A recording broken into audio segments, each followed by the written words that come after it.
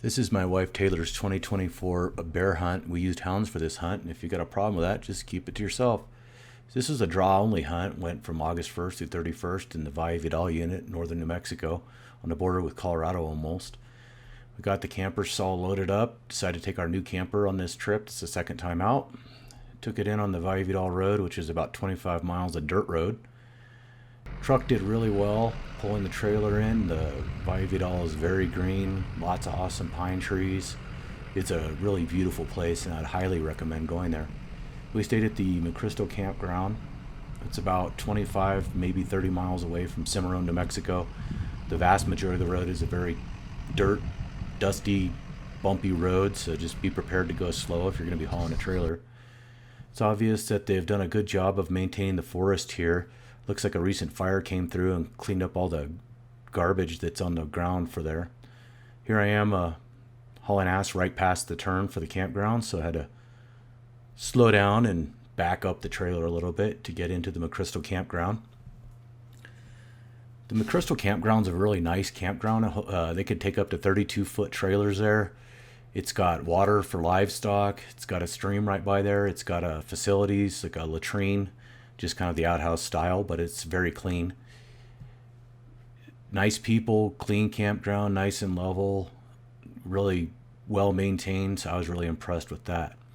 Went in here, went ahead and got our camp all set up and decided that we'd go out and hit the road up by the Cimarron campground down the road from there. This is down past Shuri Ponds.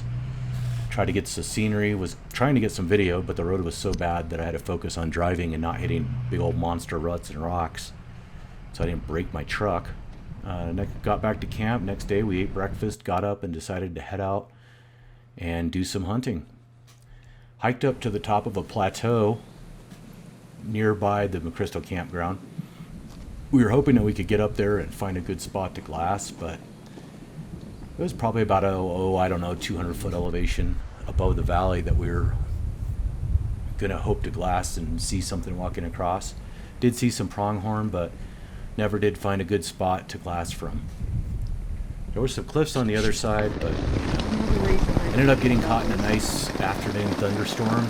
We got pretty wet, but we were able to get the tarps out, get them set up real quick, and get under those, and we just sat there and waited it out. Nobody I'd rather sit under a tarp with than this lovely lady.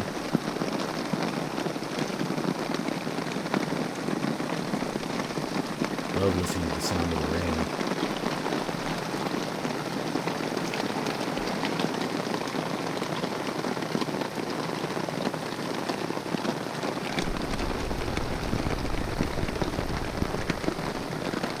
Guess we'll just wait out the rainstorm.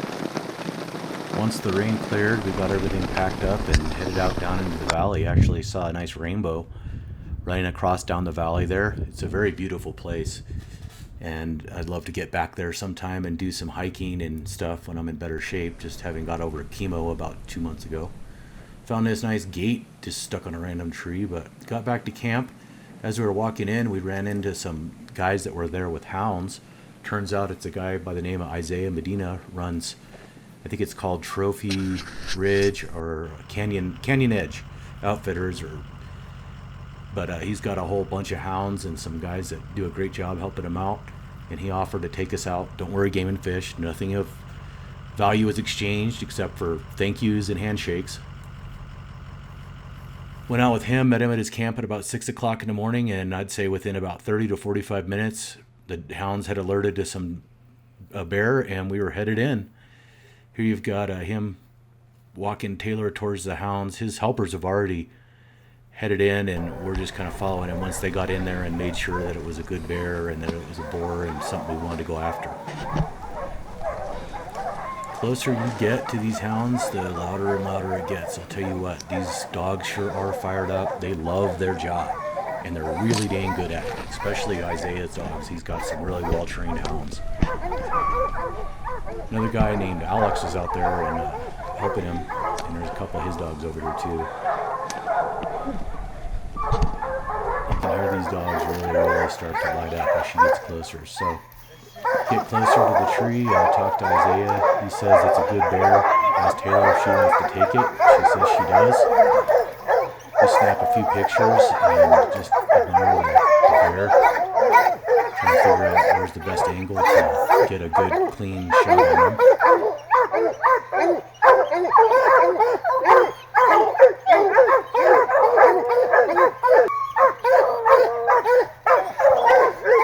He's pretty stoked. What do you think?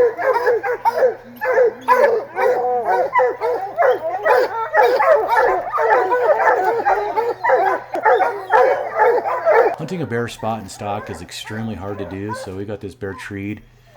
I used to kind of have mixed feelings about doing it with hounds, but after watching these dogs work and how dedicated these men are to training these dogs, and understanding that this is really the only efficient way of managing this species. If we don't manage them, they are going to invade houses and trash and eat all kinds of stuff, and we just have to manage the species. So here's Taylor getting set up for the shot.